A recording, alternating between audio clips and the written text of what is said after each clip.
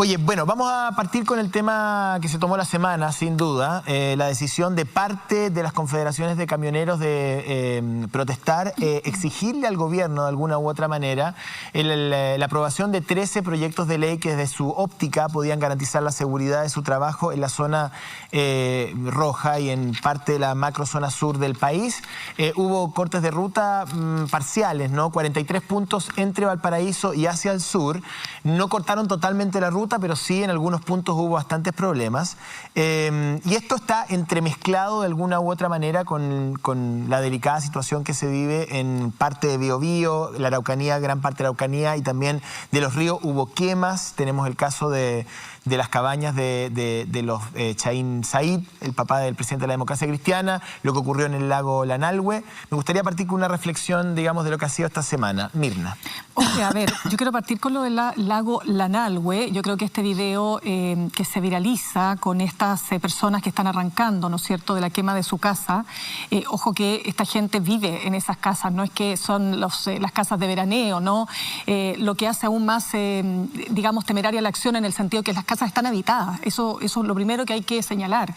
Yo creo que acá se trata... Discúlpame, no es parecido al caso Luxinger-Macay. Exacto, por eso mismo. Y quiero decir que esto viene ya de hace por lo menos un año. Esto no es un tema de ahora. Y la gente que vive en el sector lo sabe, porque no olvidemos que el 29 de diciembre, en esa misma zona, en Contulmo específicamente, que da al lago Lanalhue, fue asesinado una persona mapuche, ¿no? Él es Eliodoro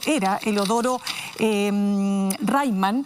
Cuando llegan a su camping, ¿no es cierto?, otras personas, según la investigación, también mapuche. Estos son problemas también internos que son difíciles de poder explicar, pero lo que quiero decir es que esta persona fue asesinada a palos. Sus nietos también fueron agredidos. Muere finalmente como consecuencia de las gravísimas lesiones. Estas personas que están siendo investigadas están en prisión preventiva y son parte también de la huelga de hambre que hoy día está generando este conflicto. Quiero decirlo porque creo que esto hay que verlo con una amplitud. Tú no puedes solo mirar una parte de lo que a mí me sirve o me conviene para los efectos de cualquier agenda personal o política. Creo que este es el tema de fondo, ¿no? Mónica. Sí, a mí me parece que lo que estamos viviendo es un aumento de la violencia que merece ser tratada en profundidad, como no lo hemos hecho nunca. O sea, cuando uno dice la justicia funciona a medias, es porque en la Araucanía tenemos una zona donde la pobreza es mayor que en todo el país y porque ha habido irregularidades muy graves. O sea, nosotros necesitamos que se controle la violencia con el Estado de Derecho. Esa es la primera condición y requisito fundamental para parar cualquier escalada de violencia. No lo vamos a parar con comando jungla ni con más represión. Una de las exigencias de este grupo de dueños de camiones, los que reciben la violencia son los choferes, este paro es de los dueños de camiones. Yo creo que es más represión y yo creo que lo que necesitamos es una profunda reforma y actuar rápidamente para que la justicia funcione. No puede ser que los atentados queden uno tras otro en la impunidad y eso es lo que ha ocurrido. O sea, y quiero plantear un caso súper concreto. En la operación Huracán, en que se iban a detener a 12 comuneros, dirigentes, comuneros mapuche. Finalmente se detuvo a 8, a los que se acusó con falsas pruebas, ¿no?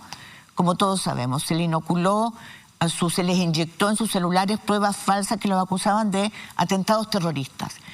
Algunos de esos atentados terroristas se cometieron, pero no sabemos quién lo hizo hasta el día de hoy. Provocaron serios destrozos.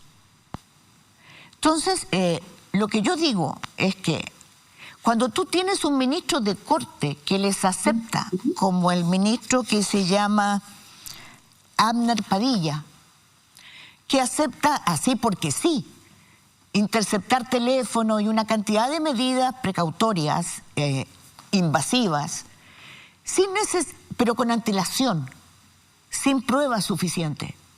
Se está burlando el Estado de Derecho. No le pasó nada al ministro Padilla. Tomaron preso a 8 comuneros, pero yo quiero decir que no todos eran blancas palomas. Y entonces, al final lo que ocurre es que una cantidad de hechos de violencia criminal quedan impunes porque la justicia no funciona como debe ser. Hay un descuadre en la Administración de Justicia que es, digamos, más o menos del argumento de Mónica. Alejandra.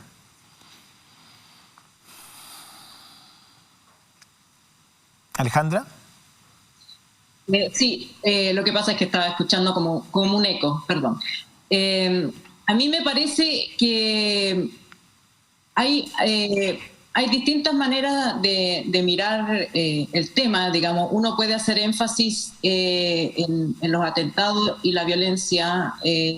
No me parece, no he visto ninguna estadística seria que señale que este momento es peor que otro momento, o cuál momento ha sido el peor o cuál ha sido el pic. Me parece que hay una agenda ahí insistiendo en que en la Araucanía hay una especie de guerra civil que no me parece que esté necesariamente sustentado en información concreta. Cada atentado, cada ataque a personas especialmente y a bienes debe ser investigado por la justicia. Pero ¿cuál es la justicia que está actuando en esa zona? Hay muchas pruebas y evidencias de la parcialidad de la justicia, en el sentido de que ocurre una cosa e inmediatamente hay una presunción de culpabilidad de grupos mapuche. Y la justicia se dirige a buscar pruebas ahí. Pero en el sector hay grupos de extrema derecha, como el Comando Hernán Trizano y otros, que han sido descubiertos con armamentos, con elementos incendiarios, y sin embargo esos grupos nunca han sido investigados por la justicia. Entonces hay un problema grave de imparcialidad de la justicia, para qué decir de las pruebas que tiene que entregar la policía, que en este caso en general es Carabineros. A mí me preocupa que se haya nombrado como intendente a una persona que tiene camiones, que además